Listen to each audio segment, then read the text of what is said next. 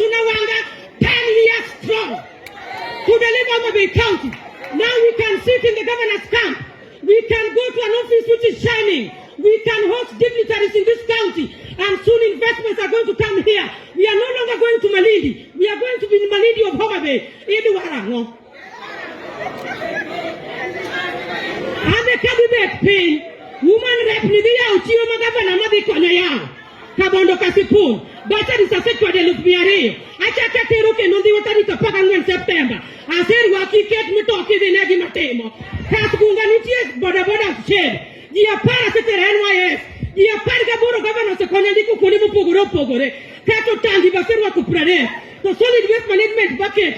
The direct Amar environment. Bomiano talk you go. Ye de Basapedo. Udwaro.